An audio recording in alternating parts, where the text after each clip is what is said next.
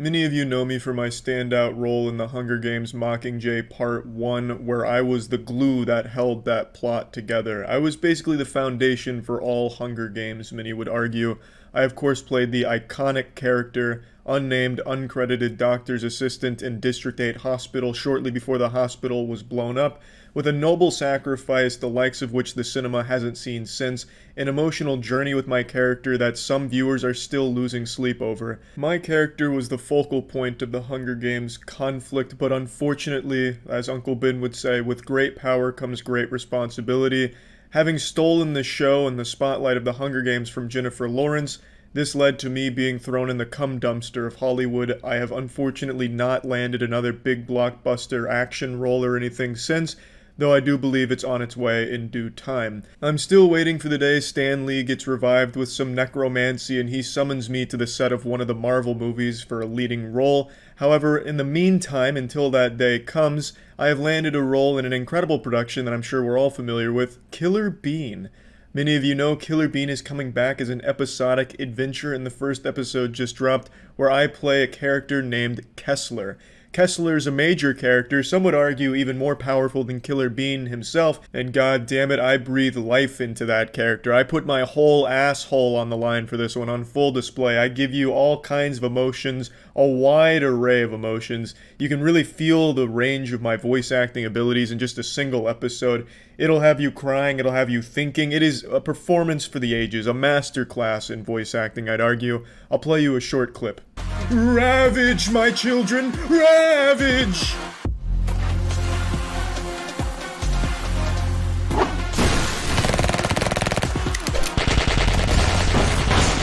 Where are you, Kessler? You're too late, Killer Bean. I'm in my bathroom bunker now. It's got a 4-inch thick solid steel door surrounded by 8-inch thick concrete walls. No explosive can get through this. And guess what? I'm not coming out for a long time. You wanna know why?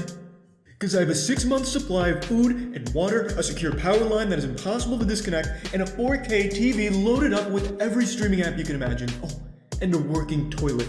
So I'm never coming out, Killer Bean, and you're never getting in here. Now, I don't want to play too much here because I don't want to spoil anything about my character, because he's got a lot of depth. He's like the Joker from the Batman franchise.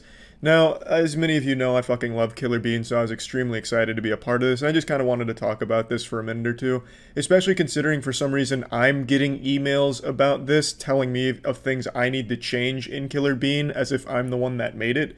Let me make this clear.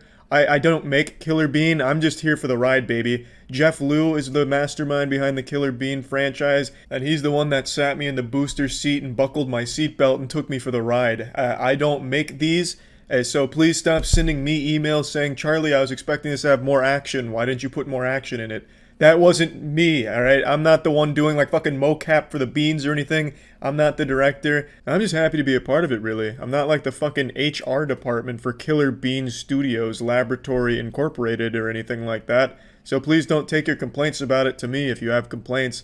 Now, it's important to know this is the first episode of the series he's starting, and the first episode is aiming to set up the lore and the plot, I believe. So it is mainly story heavy, and as well as just general talking and explaining where we are in the Killer Bean extended universe. So there isn't as much action as you would expect after watching Killer Bean forever, but I don't think that's a problem or a bad thing. I mean, shit, maybe we'll see this go in like a Hideo Kojima direction, where all of a sudden you have time-traveling mechanical dinosaurs entering into the equation, and then you need like a full-time professional scholar to keep track of what's happening in the narrative, just someone that fucking studies the lore, like a Hideo Kojima game. Who knows, your guess is as good as mine. Again, I'm not part of the actual team making the production, I'm not in the writing room coming up with the story, I'm not there animating the fight scenes. I'm just a fan that liked the show and got lucky enough to be a part of it. So please stop taking all of these like deep, tough questions to me about Killer Bean. Hey Charlie, is Killer Bean religious?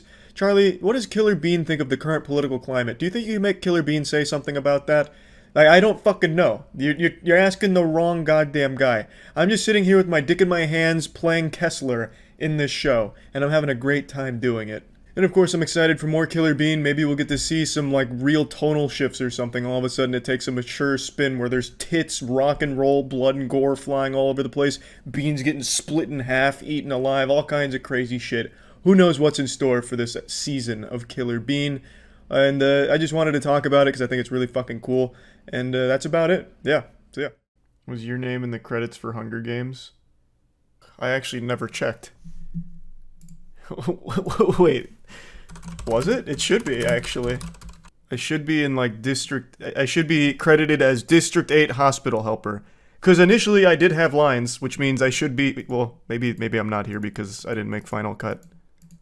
I'd be somewhere here, right? D8, that's District 8. Another patient. Female patient, that wouldn't be me. Male patient, could have been me. Old woman, probably not me. Well, we've got a bit of a controversy on our hands here. Not only am I not here, but the kid that actually did make the final cut I don't think is here. The kid who said, are you here to fight? Are you here to fight with us, Katniss? And then he does the thing. His name's not here, I don't think. Unless he's listed as something else. Keep looking. Well, no, this is where we'd be. Because this is District 8. Before we get blown up. What's the criteria for being listed here, then? I guess I can't be shocked that I'm not here since none of my shit's in the final cut except for my arm. But I mean, that kid had a couple lines. So what's the criteria? You're not going to be 10 names down from Stanley. Why? They are. Fucking District 8, another patient? I would be here too. I'd be District 8 hospital helper or something. But you appear on the IMDb. That's fucking worthless. I'm not in the goddamn end credits here. There's probably more District 8 spots. Doesn't seem like it. I mean, Jesus, they have District 13 Systems Operator 2 here. Come on.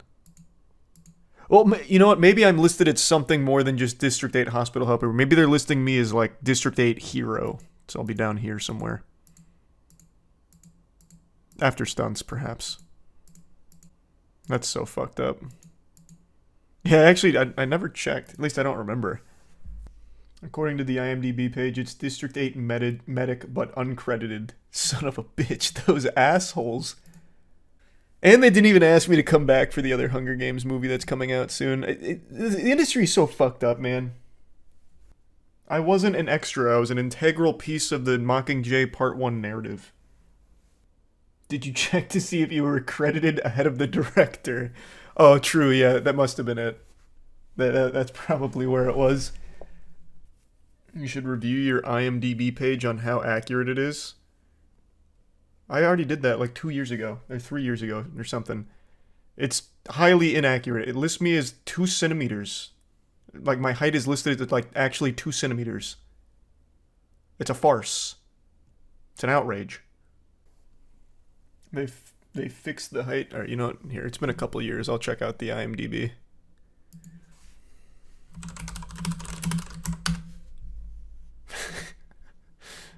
This is still so fucked up. They did fix the height, but it lists me as 5'5" and 3/4.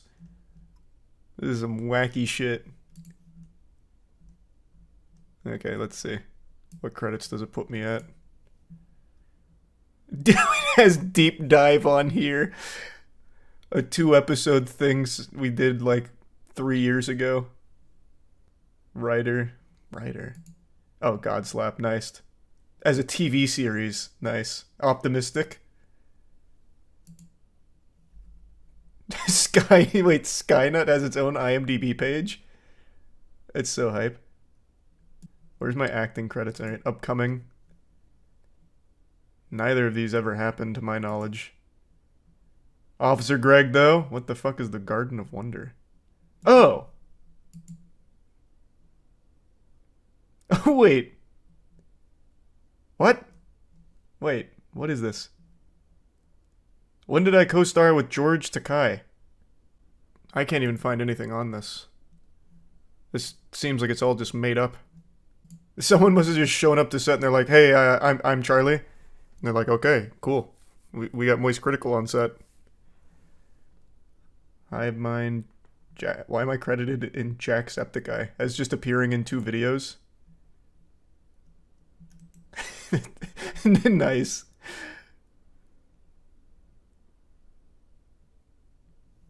Yeah, they got everything in here. Anytime I ever appeared on like anything, even for a second. Some voice acting stuff from Lucius, yep. Helsing, yep. Star Control, yep. Anima, Team 6, yep. This is thorough. Butter Lover. Uncle Gareth, what a throwback. Hunger Games, District 8 Medic, baby. Cool. Yeah, this is pretty thorough. It even has something that not even I knew I was in. Is an acclaimed chess player taught by Grandmaster Daniel the Prophet Naroditsky. At the peak of his chess career and later became the winner of the 2020 Chess PogChamps tournament. Cool. Awesome trivia. His favorite actor is Brendan Fraser, and when White was 18 years old, he was involved in a car accident and got sued by one of the passengers. That's the kind of trivia that's fun for the whole family. Awesome. Expand on that, please. Hey, that's kind of the story in a nutshell. I was 18, I got in a little fender bender, and one of the ladies involved faked an injury and then sued me for it. Because I was very honest. I was like, hey, this accident, I'll take responsibility. I wasn't paying enough attention, and I was just like making sure everyone was okay. I was like, I'm sorry, I should have been paying more attention. And the lady was like, she was like my age, maybe a little older, maybe like 20 or something. She's like, oh no, it's totally fine. Like, it was a really like slow collision crash. It's not a big deal. Don't worry about it. No biggie. Paramedics came just to check on everything. They're like, yeah, everyone's all good here. And then when my dad got to the scene, he was like, Charlie, please don't tell me that you said that you're sorry. And I was like, no, I did. I mean, it really was kind of my fault. I wasn't paying attention. And he was like, oh my God. He knew it was coming. And then that lady sued me. She had the dollar signs in her eyes the second I said I'm sorry. Who won the case? Well, she did. All in all, I think it was like $10,000 settlement. So she spent significantly more money just getting a lawyer to sue, going to a doctor to pretend that she was injured. She went to a very corrupt doctor who's well known in the area for doing ambulance chaser garbage. So she spent much more than she made. So, kind of an L for her too. It's not about the money. Yeah, it's about raising my insurance premiums. Yeah, fucking awesome. Even my insurance was like, yeah, there's not a whole lot we can do. We know she's not actually injured, but we're just going to do the minimum settlement. So I was like, whatever. Then they raised my insurance rates. Why can't you apologize? Yeah, so apparently you are never supposed to admit fault. Ever. I hit someone and apologized, but he checked his car. There was no damage, so he said don't worry about it and left. Yeah, since then, I've been in 2 little fender benders, neither of which was my fault. One of them I got rear-ended leaving the parking garage of my apartment. Dude just came up and blasted me, and he was like, oh, I'm so fucking sorry, man. Shit. He's like, we need to exchange insurance, and I just checked the back of my car, and I was like, brother, it's not that big of a deal, don't worry about it. Like, it's just not that big of an issue. It was barely even a dent. It was easy. This shit'll buff out. And then the other one was a lady rear-ended me leaving a parking lot. And then she got mad at me. Well, actually, better yet, what happened is I was about to leave the parking lot, and this lady was about to turn on to the road. And for some reason, she fucking cranks that bitch into reverse and just, like, shoves her whole ass in my face. So, like, I see it coming too, so I start reversing to get away from her. I'm like, oh my God, no. No. But she was a little faster than me, and then, yeah, little bumper tap. That was another one where it was just like, she got upset, and I was like, no, look, this is not a big deal. You did this, but I'm not mad, so just go about your day. A couple days ago, Nintendo shocked the world with an announcement, and this time it wasn't them shitting on their fans and shutting down an innocent Smash Brothers tournament.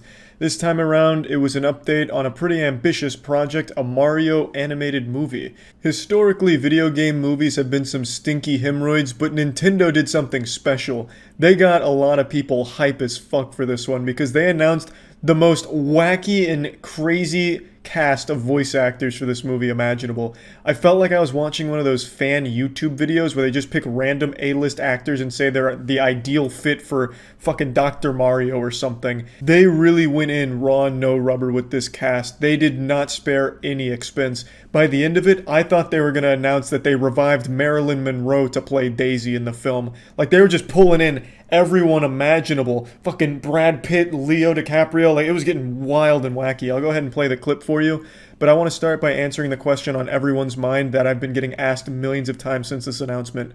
Where am I? Why is Charles White not in the movie? Or does Charles White perhaps have a cameo in the film they didn't want to reveal quite yet? They didn't want to show their full hand. I'll just go ahead and rip the band-aid off. I'll hit you with the cold water. Spoiler alert. I'm not in the movie. I'm as shocked as you are and as disappointed. I think what happened here is Nintendo didn't know how to get in touch with me in order to, really cement me in the film, which is a bit of a shame. They could have just reached out on Twitter or something if they know what that is. Judging by their Nintendo Online service, they probably don't know what Twitter or the internet is in general, but I'm sure they could have sent like a letter or something to someone that could have gotten in touch with me. I really feel like it's a huge missed opportunity that I don't have one of the leading roles here. Now, don't get me wrong, of course I feel like the cast is going to do a great job, but they don't have the same talent that I do when it comes to acting. I truly assimilate into the role and become the character. When you hear Chris Pratt voicing Mario, you're going to hear Chris Pratt pretending to be Mario. When you hear me voicing Mario, you think that's just what Mario actually sounds like. It's what I did with Officer Greg and in the Hunger Games Mockingjay Part 1. You don't even know it's me. You really believe that character exists because that's what I'm able to do. I'm like a fucking reptilian and I'm wearing their skin suit. Like, I really fucking get right in their butthole and I become that character. I work them like a puppet. Like, it's just upsetting to me that they didn't even ask. Like, maybe they thought I would have been too expensive, but surely I could have dropped my rate because I would have loved to have a role in this film. I just really think I would have been a good fit here. And I think in particular, I would have made a really good Bowser. Like, just watch this. Hey, Mario, get away from Peach. She's with me now, you cuck. See? And that's only like a small sliver. That's unpracticed. That's coming in here fresh, no warm-up at all. A small taste of my ability.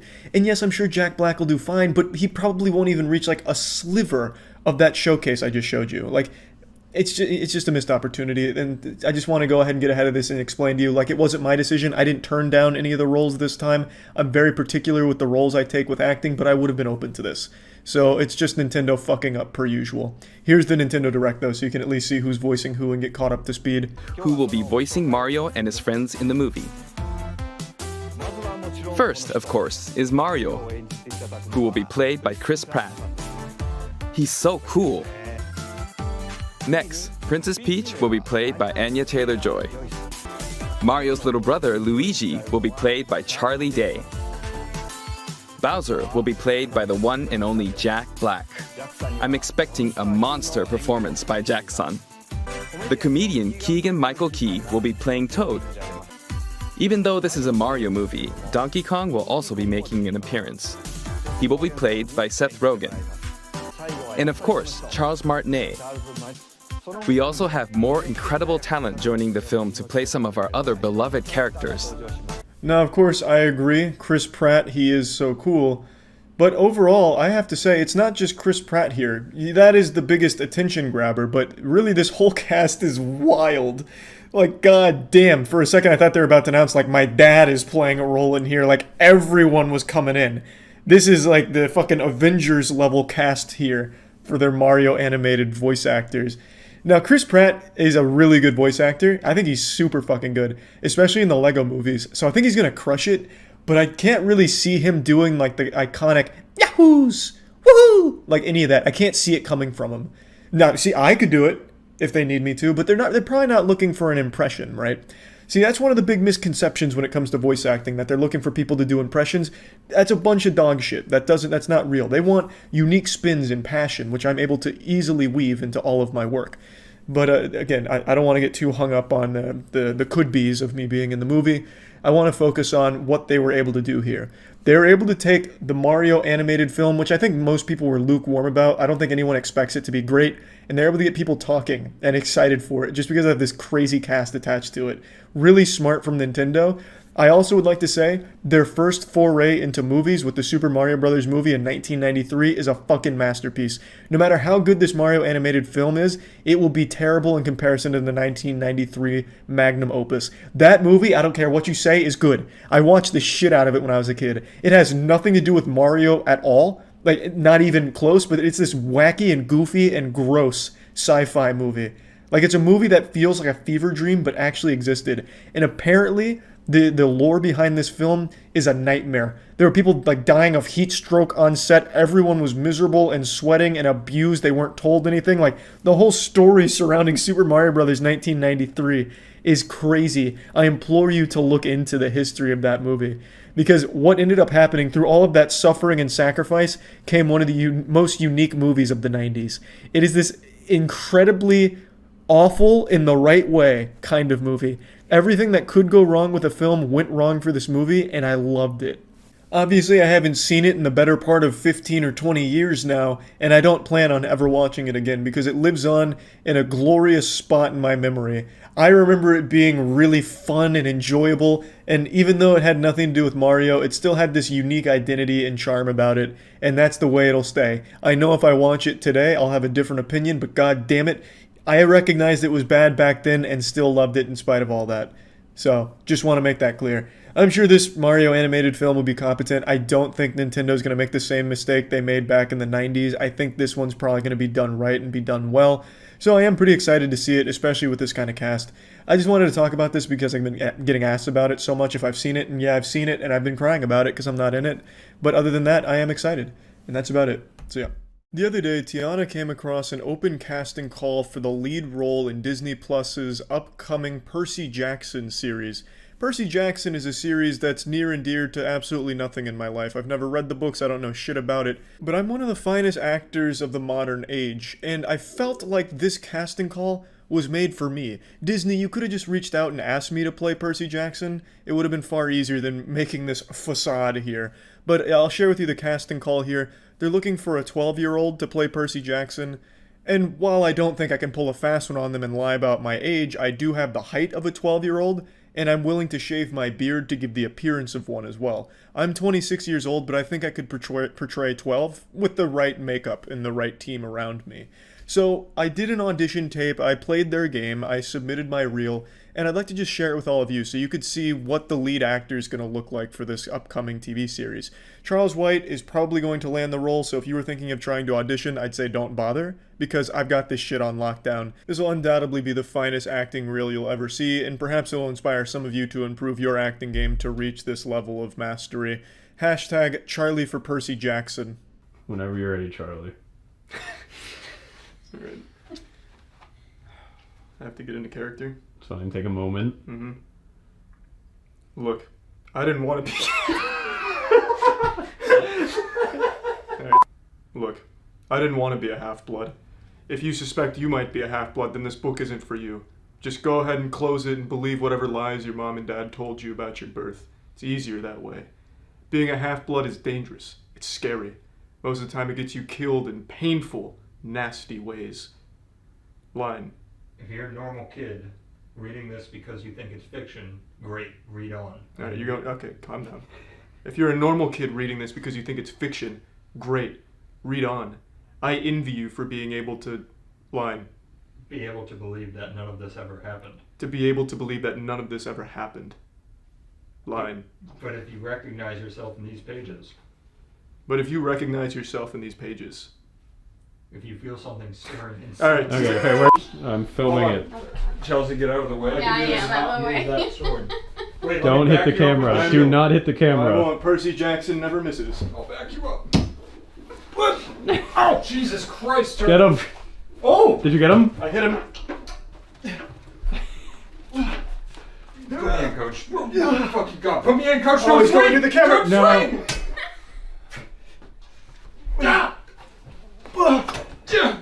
He's still up there. He's still up there. Oh!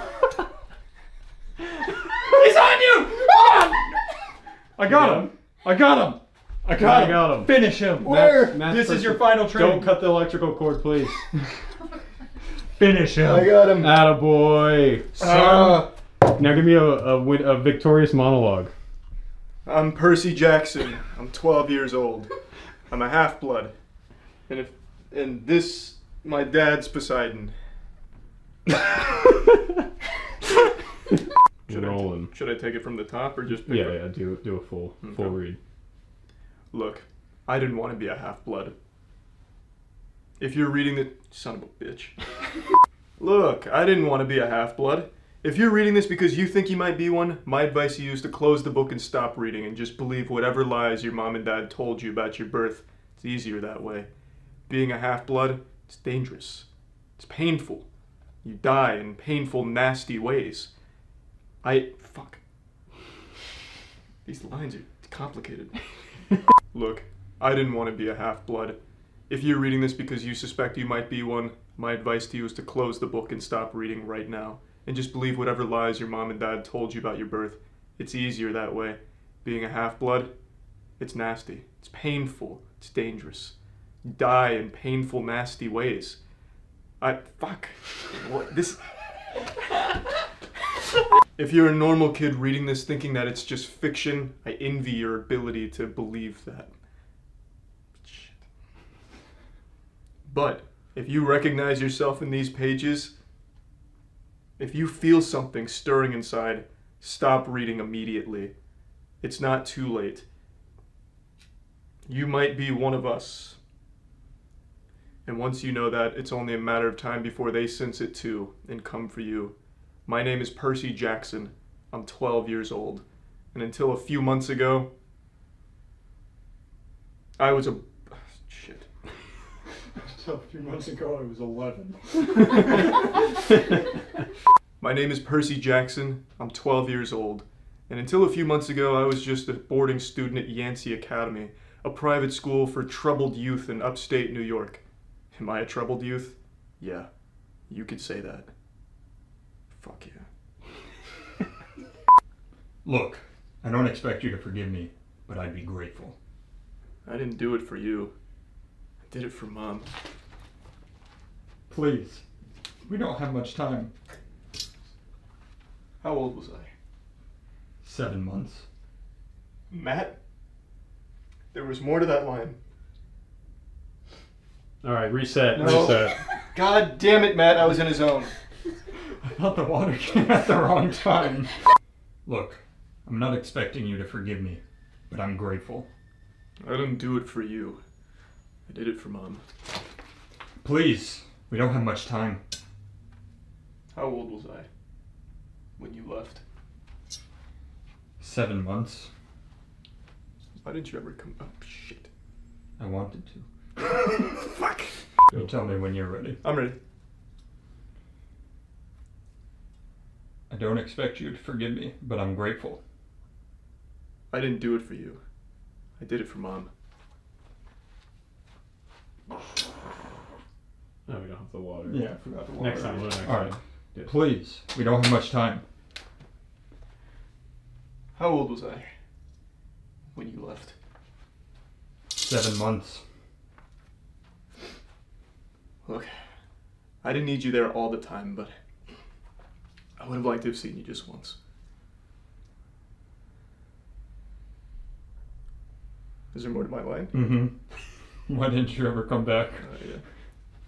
Why didn't you ever come back? I wanted to, but when I was with you, I became less concerned with my responsibilities. I was becoming human. And that's a bad thing? Wow. Wow. I became Percy Jackson I for a have minute. fucking chills. Blast! It's great Poseidon's beard! It's the Hydra! Yeah! Yeah! Yeah! Yeah! Yeah! Yeah!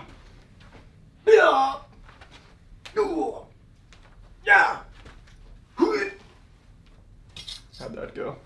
It's that darn Hydra! Oh! Nailed it. Nice. Yeah, whenever you're ready. Crikey, it's the mechanical bull! Ha! Ah! Yeah! Whoa! Huh! Yeah! Yeah! Yeah! Wah! Wah! Yeah! Wah! Oh! Spider. Nice. Oh.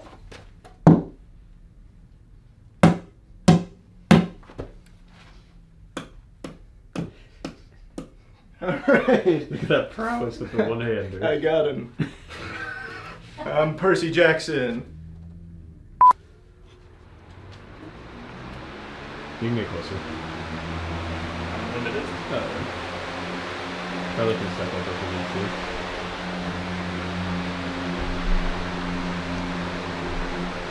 Do I look good? Mean.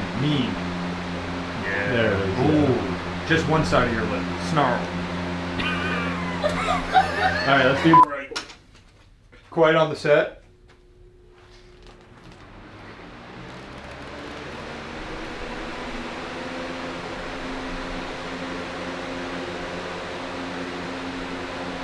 Who's that looking? beautiful. Yeah, Oh, there give me it is. something else. Look, a dragon. Nice work. That was cool. Yeah, that was really cool. Good work. Okay, so now, okay, look right at the camera. Photography producer. Okay, so we need your name, your age, your weight, your height, and the city that you're in. Okay. Well, Percy Jackson. Hey Disney Plus, I'm Charles White. I'm 26 years old, auditioning for the role of Percy Jackson. I can shave my beard to fit the appearance of a 12-year-old. I'm in Tampa, Florida. I have a decade of classical acting experience. I'm 123 pounds, 5'6", lean, mean acting machine.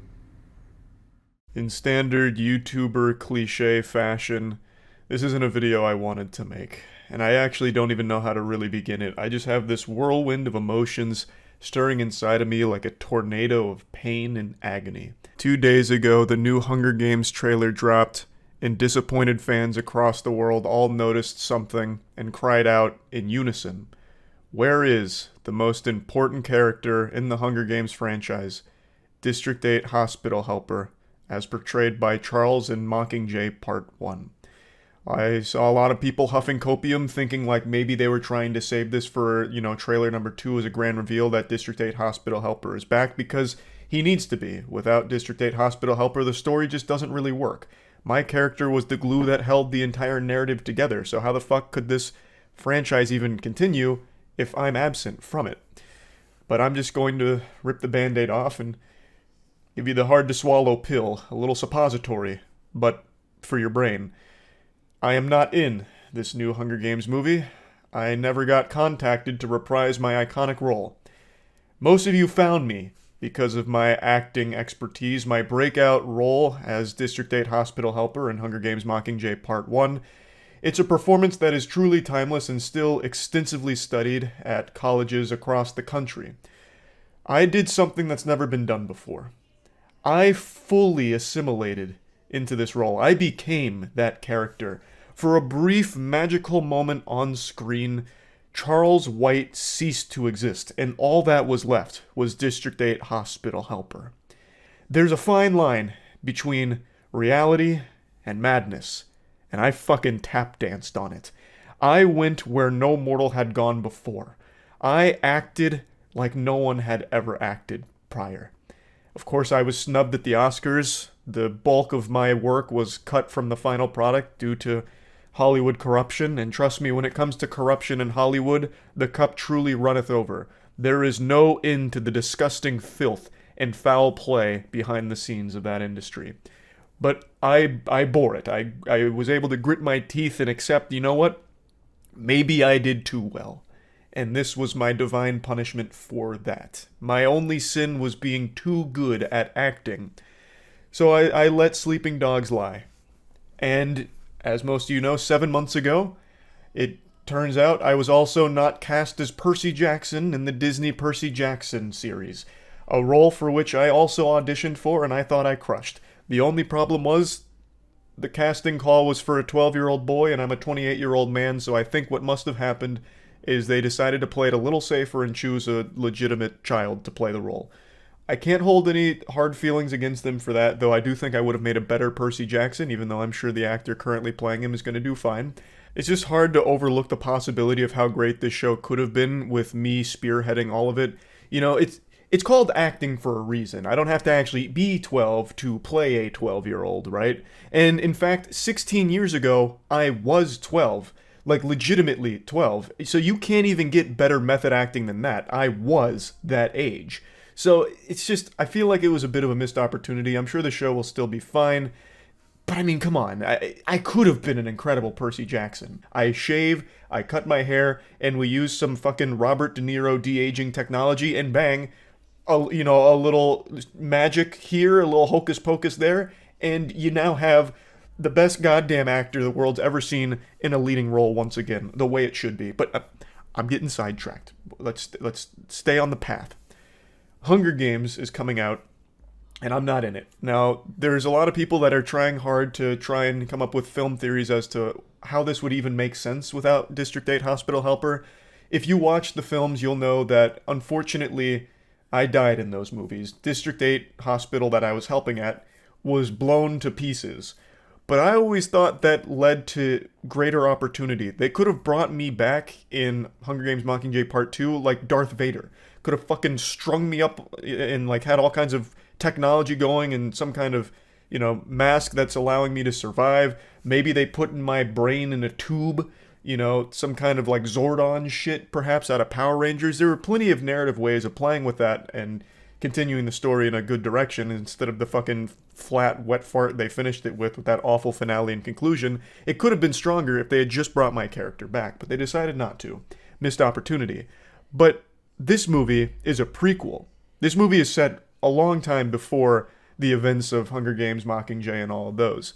So this could have been another opportunity where perhaps District 8 Hospital Helper is an immortal vampire. So I could still be alive during this film's setting. I could still be a District 8 Hospital Helper, and maybe in an even bigger capacity. Perhaps I was instrumental in the games. Like, there were so many ways of playing with this that could have made sense from a story perspective, but they decided to just play a very formulaic, boring fucking approach to this film instead of taking a chance on what made them special in the first place, which was me.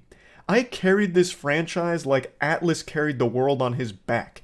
I did so much fucking heavy lifting for Hunger Games only to get nothing in return. The disrespect to not even contact me about coming back and without even having a nod to my character in the trailer. Like, at least have like a fucking tombstone, like, here lies District 8 Hospital. Well, I wouldn't be dead at this time. At least have like a fucking statue made of me.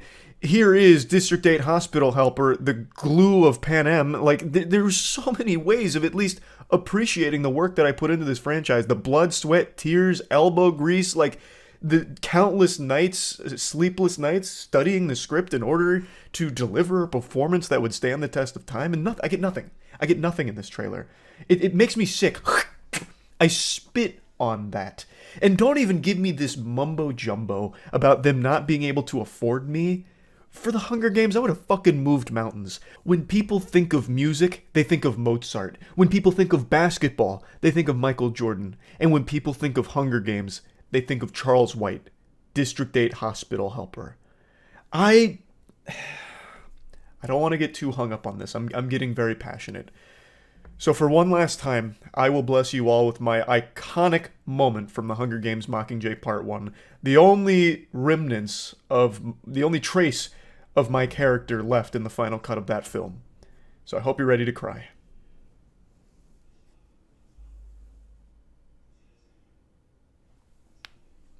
That was the arm that changed cinema forever. Now, I do want to move on to another quick topic, and it's all falling in line with the general subject here. It was recently announced that there's going to be a Twilight television series. The timing couldn't be better, honestly. I just finished watching all of the Twilight movies for the first time ever, and then literally days later they announced a TV series. It's almost like they've been tuning into my Twitch streams or like watching the videos I've made about Twilight, and they're like, maybe we should dust off this property for one last rodeo. Like, the timing is just amazing.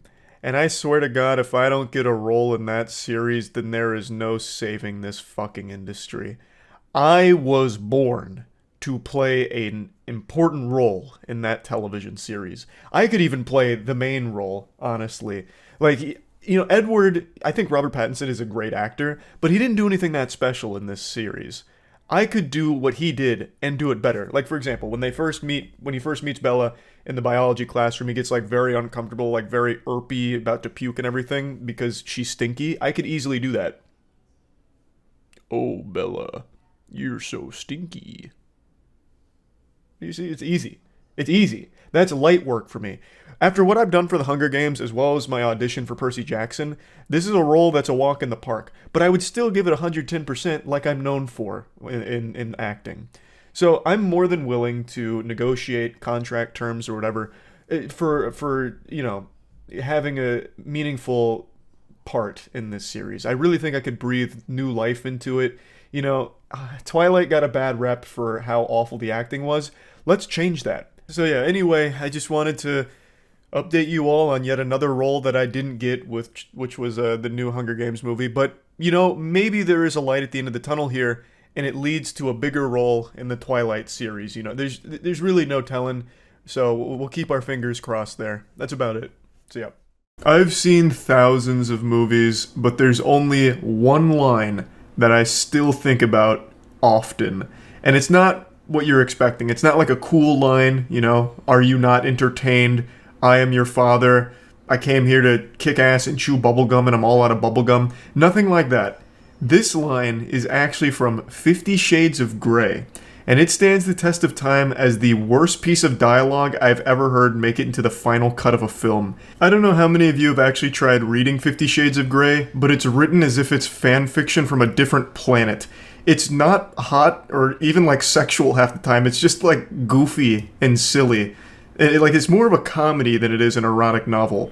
That's actually where I learned the term sodden panties, which has been deeply woven into my vernacular since.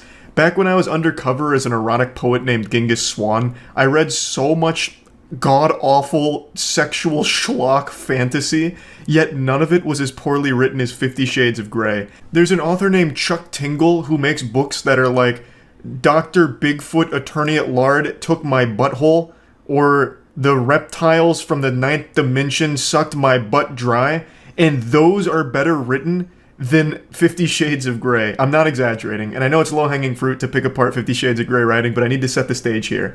When 50 Shades of Grey went from the book to the big screen, I was a little worried they would have cleaned up the writing, but they didn't. It is still so unbelievably poorly written for the films. I was so happy. I was elated. So let me go ahead and show you my favorite line in cinema history, an actual masterpiece of disaster when it comes to writing. Are you gonna make love to me now?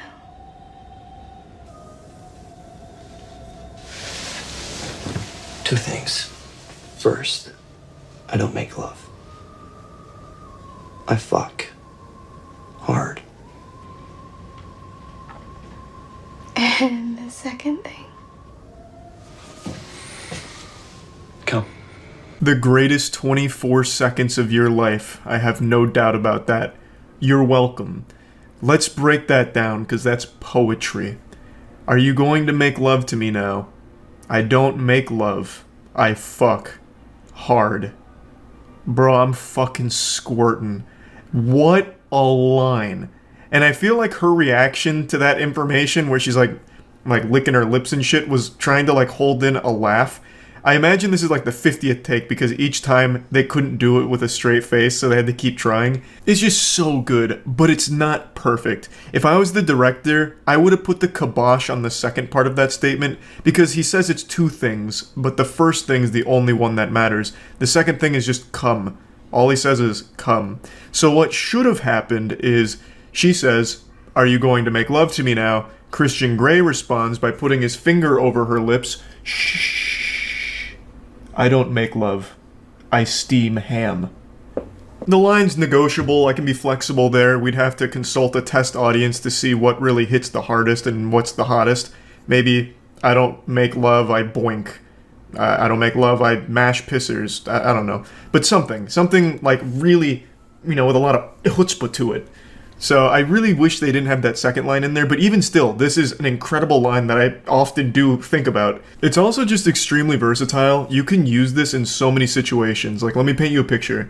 You're at Rainforest Cafe getting dinner with the boys, and you excuse yourself to go to the bathroom. When you get back, one of your friends is like, "Hey Charlie, I noticed you were in the bathroom for a long time. Were you taking a shit?" Shit? I don't shit. I dump. Poop. You know, like, there's just so many ways of using this, like, line, and it's so goddamn sexy every single time. Yeah, I've heard this line by now, like, maybe 20-something times over the years, and it's still so good. It's a fine wine that I'll often stir around, aerate a bit, and huff. It's just fucking wonderful. I don't make love. I fuck. Hard. Actual goosebumps. Yeah, that's really all I wanted to talk about today, because I got to thinking about it, so I figured I might as well share it, because maybe some of you didn't see the 50 Shades of Grey movie, and you're doing yourself a massive disservice by avoiding the trilogy here. One of the finest trilogies of all time, up there with Lord of the Rings and the original Star Wars trilogy, I'll tell you what. The movies are basically like a giant anime montage, but with, like, censored sex. Like, you see titty every now and then and some butt, like a little bit of ass, and that's about it, and it's always set to modern pop music. But that's it. Like, you just get a little montage of simulated intercourse. So, if that's your cup of tea, 50 Shades of Grey is for you. But I do think they are entertainingly bad at certain points. Example, this line. This whole interaction, really. So yeah, that's about it. See ya. If I asked you who are the most popular movie characters of all time, you would undoubtedly give the big four. Darth Vader, Captain Jack Sparrow, Wall-E, and the unnamed, uncredited District 8 helper from The Hunger Games Mockingjay Part 1, which of course was portrayed by me. Ever since I exploded onto the acting scene with my debut in The Hunger Games Mockingjay Part 1, I have been at the top of most people's best actors lists, and for good reason. I was able to really sell a performance and drive that movie. Without that character, the whole franchise just didn't work, and with that kind of responsibility on my shoulders as a young actor, I was able to not only exceed expectations, but reinvent what it even means to be an actor. I transcended simple acting and truly became unnamed, uncredited District 8 helper. And as a result, I wasn't recognized by the Oscars. I was snubbed there, unfortunately, but I was able to amass a following of people that understand real acting, and my character is still talked about today, not only by Hunger Games fans, but just by movie enthusiasts in general, as one of the most important characters to ever hit the big screen. Now, of course, after achieving this level of renown in the acting field, I was inundated with movie scripts, and still am. In fact, recently Marvel reached out to me to try and replace Tom Holland as Spider-Man, but as you can imagine, this is just so beneath my acting talents. I couldn't help but giggle and spit in their face. I should have put a finger in my butthole and made them sniff it. Almost insulting that they try and offer me such a trivial role. With my expertise in the field, I love Spider-Man as much as the next guy, and congratulations to Tom Holland. He's doing great work. In fact, I remember an interview where Tom Holland said that Charles White was actually one of his main inspirations to get into acting, so I'm glad I was able to inspire an up-and-coming generation of actors, but that character it doesn't meet my strict criteria when it comes to choosing the scripts I want to associate my talent with. Which brings us to the big news I have for you today. If a fucking asteroid crashed onto Earth right now and brought with it proof that big-tittied aliens exist in our universe, that would only be the second most interesting news you'll hear today after this. 5 months ago, I posted a video letting you all know that I will be again gracing the big screen as Officer Greg in a horror movie called Last of the Grads. Officer Greg will no doubt be a horror movie icon after this airs, and I can tell you now the release date is May 14th. That's right, you can stream this from the comfort of your own home on May 14th. If it's too scary, you can hide under the blankets and get your mother to pop a titty in your mouth for some milk so you can calm down a bit, because this bad boy isn't pulling any punches. Now, of course, this would have been in theaters across the globe as well as sweeping the Sundance Awards, but just due to the pandemic and everything, it wasn't really an option, so we'll be going to streaming services, which is probably better overall, so you can enjoy it from your own home, of course. The movie is intense and gory and moving. I believe my character, Officer Greg, will be a character that is studied for decades to come as a masterclass in acting performance. And you can witness history on May 14th by going to Gumroad, which I'll put in the description below. You can click that link. It's $6.99 to rent the movie, stream the movie.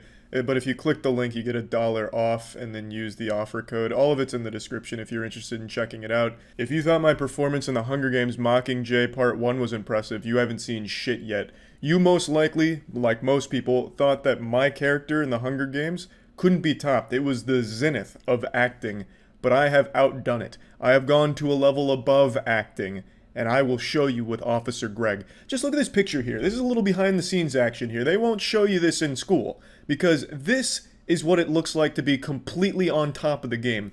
This is me not reading the script, but becoming the script. Literally embodying the character. You can actually see me starting to shapeshift a little bit like a reptilian. I'm becoming Officer fucking Greg. And look at the fellow cast members surrounding me. They can't believe their eyes. They didn't realize someone could act like this, if it's even acting anymore. I'm blurring the lines of what it means to be acting versus just becoming.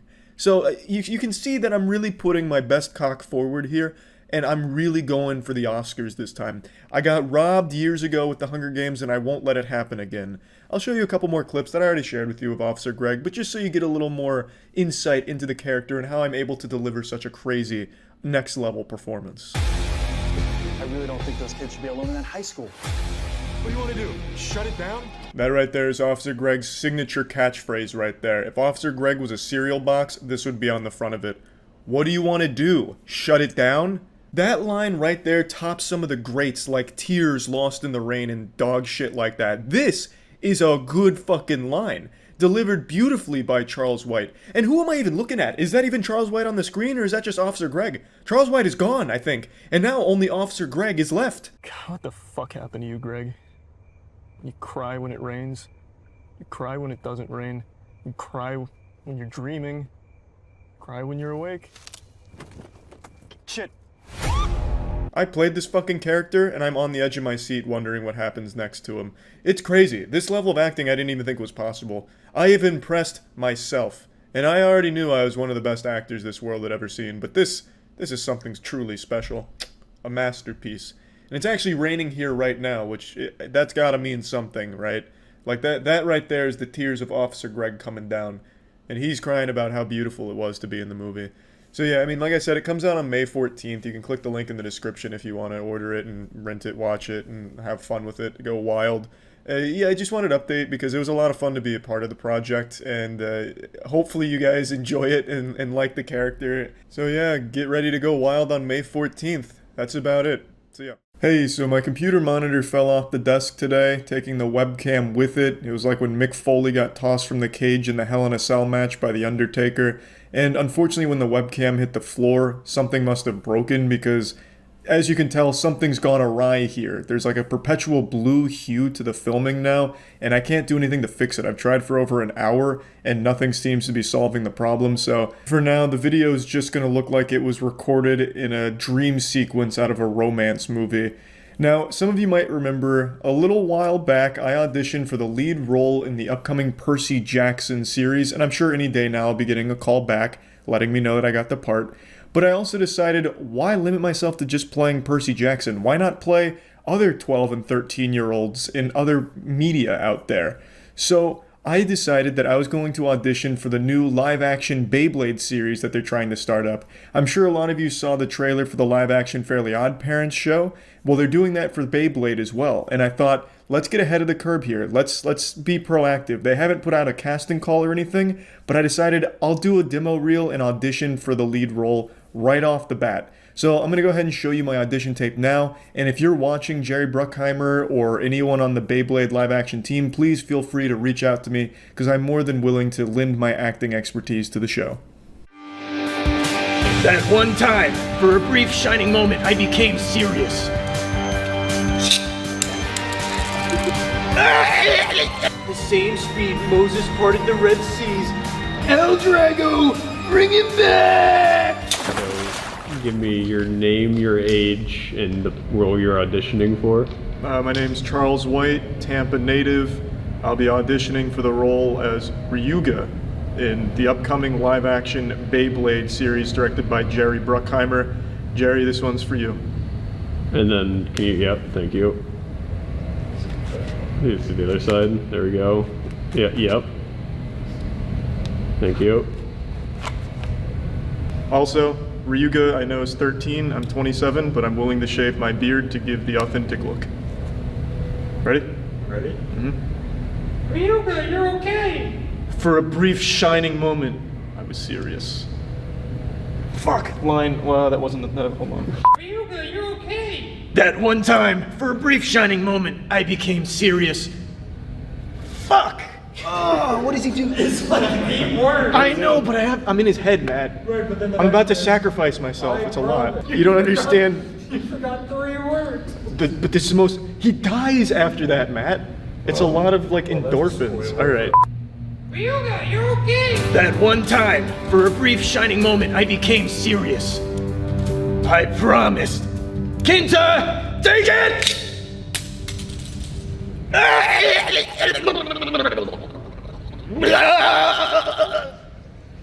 That's what he vaporizes. That was great. On this one, can you do it with a little southern twang? Like not full on, but maybe. My inner shot. Well, I don't know if I'll do the southern twang yet. I'm just gonna see what feels Do what right. feels right. Yeah. Italian, anything. Kendo! That was not Italian. Take the gabagool. Kenta. Oh. I went backwards. Just take it, Kenta. Yeah, Kenta comes after. Here, we can do it. Let's do another scene, actually. Like just transfer your emotion into the ripcord pulls and like see how many different like what your range on letting it rip. Okay, so he's the Dragon Emperor, so I gotta like channel that. Yeah. So you Wait, do you want to put red down there? Yeah, can you? Yeah, I need something to kill. Yeah. You're going against your biggest enemy. You're done. You're ready to kill him. You just want him to die. Channel that anger and energy into it. And you're a threatening foe. I would say so.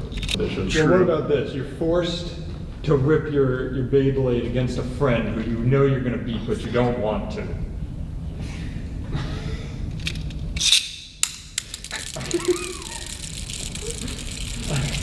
I could feel the Italian in his face at that point. We maybe need to just shoot one death scene. I know we shot a vaporizing scene. Yeah, kind of you on the floor. Deatomized. Yeah. Just like full death. What do you think? Or do they not need to see that? Well, there's definitely going to be death in the show. Yeah, I mean Jerry Bruckheimer's known for like very visceral, over-the-top gore, Okay. so I imagine he'll translate that to Beyblade. Well, yeah. I'm gonna rip it by you, just to give you the effect. No, you can actually rip me. I'm a method actor. Can I get some like fake blood, maybe? Like I'm bleeding out. Yeah, we'll edit that in. Okay, post. Well, I'll try to get you back. Alright. Do it. Let it rip! Drago! Hold it. Blood's being edited in. The post-death laugh. You hit him right. Yeah, are you okay? Yeah, I'm good. Did it hurt that bad? No, I can take it. I can do my own stunts too, Jerry.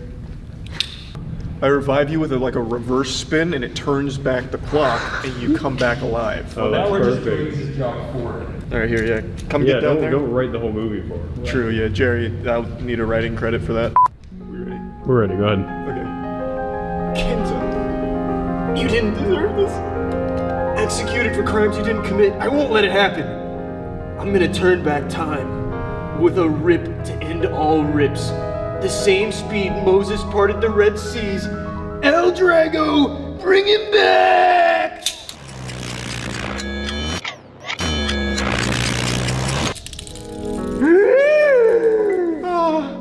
Kenta! I'm alive!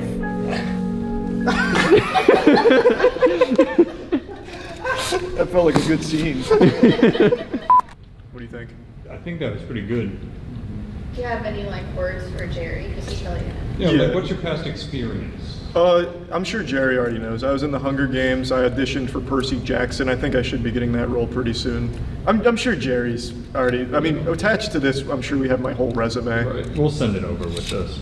So it's a pretty good resume. I think I could really nail the role. If Ryuga's not in it, I'm sure I could adapt to pretty much any character you think I would fit, Jerry. Thanks, man.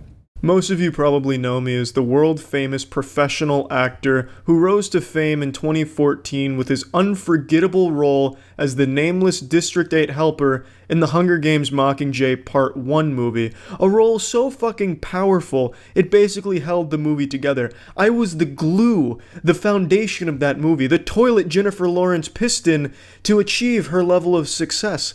It was all because of my role, but I'm not here to flex my asshole. No, I'm here to actually talk about voice acting. Most of you probably didn't know that in addition to being a world-renowned actor, I also do some voice acting on the side. I actually dip my dick into the voice acting condom pretty hard, and recently I had a role in a game that came out called Lucius 3. I haven't played the game, and the game looks tastelessly edgy from what I've seen, but I do play a character in there. And some Twitch streamers are playing this game, and they all reacted the same way when they encountered my character. Pure shock and awe. They didn't even know a level of voice acting existed like this. I took that shit to a dimension they didn't even dream was possible. They were all left with their jaw on the floor and a dick in their ass because my voice acting was so fucking beautiful and they couldn't even hold back tears, some of them. So I wanted to go over the Twitch clips from when people were playing the game and got to my character. It is the T12C3. Where did you get that? You know what? As a reward for bringing me this, I'm going to show you what I'm building here. Sick. It's almost hard to believe that that's me voicing that character, isn't it? Night and day. You probably would hear me speaking right now, listen to that, and think there's absolutely no relation between the two at all. That's how talented I am when it comes to voice acting. I become the character. For all intents and purposes, I became that turbo virgin nerd that I played there, and I voiced him accordingly. Now let's take a look at the girl here, Dex Bonus. She looks like she's about to have a fucking heart attack from how beautiful the voice acting is. And I know what she's thinking. You can see it on her face. It says it all right there. She's thinking, that couldn't possibly be. No. How could they have possibly got the Oscar-nominated District 8 extra to voice this character? There's no way the budget for this game was big enough to get him. But, lo and behold, Dex, that actually is me voicing that character. Seaver? Off the old fart. You can't even sail correctly. Is that an SGX-72 land camera? Where did you get that? I have the exact same one. It takes only 10 seconds to develop the picture. It's part of my... Hope you had a box of tissues within arm's reach, because there's no doubt tears in your eyes, because I sold the fucking emotion in this character better than Anthony fucking Sullivan sells a Mighty Thirsty. So convincing, so beautiful, can't help but appreciate it. Just look at Cinnamon Toast Ken here. Look at him just take it all in, he's digesting it, he's feeling emotions he didn't even know he was capable of. Oh, hi, it's you. I can't talk right now, busy building here. Well, I have something to trade for you, alright?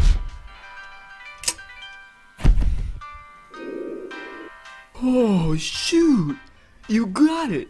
The CX145 microprocessor from the Magna Journey. Where did you get that? Yes, Skipper. Can I have it? And with that line and that delivery, that's a fucking mic drop on voice actors everywhere. Honestly, you might as well fire your entire cast of voice actors for your next game and or movie. Just hire me to do all the voices. My range is unmatched. I can play female characters, male characters, inanimate objects, whatever you fucking need. This should show you the talent, the raw, pure talent I was blessed with from the Lord for voice acting. It's amazing. None of these people had any idea that the world-famous Hunger Games superstar was voicing that character. They all just thought it was some type of really good voice actor. But hey, I'm not here to brag. I just wanted to show you that my voice acting quite literally changed Twitch and the entire Twitch community forever. You're welcome. See ya.